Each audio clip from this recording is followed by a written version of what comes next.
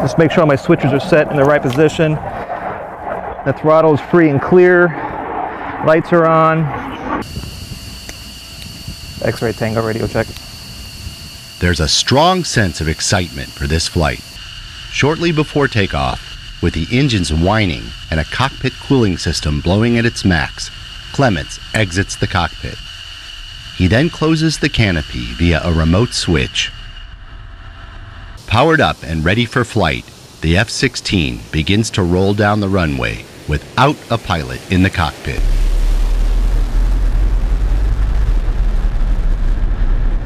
In a matter of seconds, the aircraft, with its burner lit, roars into the southern sky headed out over the Gulf of Mexico. It's the first time ever an F-16 has flown without a pilot in the cockpit.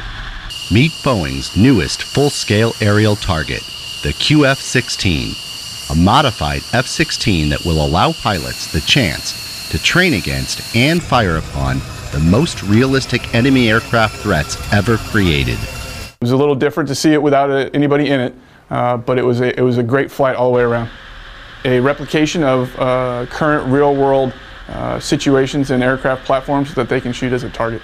Now we have a 9G capable, highly sustainable aerial target. While there's no pilot physically sitting in the cockpit, 2 U.S. Air Force test pilots are flying the plane remotely from a ground control station at Tyndall Air Force Base. Today, no pilot in the cockpit. It gets you a little more on your toes, on edge, but the flight itself went very well. It went as advertised. The jet performed well and did what it was supposed to do.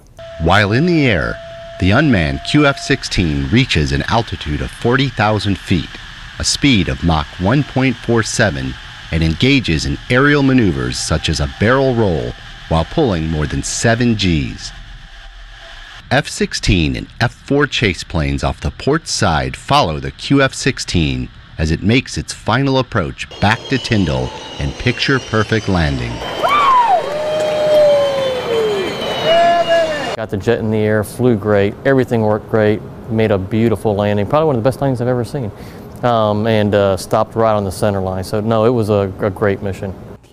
So far, Boeing has modified 6 QF-16s, all of which had been stored at Davis-Monthan Air Force Base in Arizona. In fact, the plane used in the first unmanned flight had been out of service for 15 years.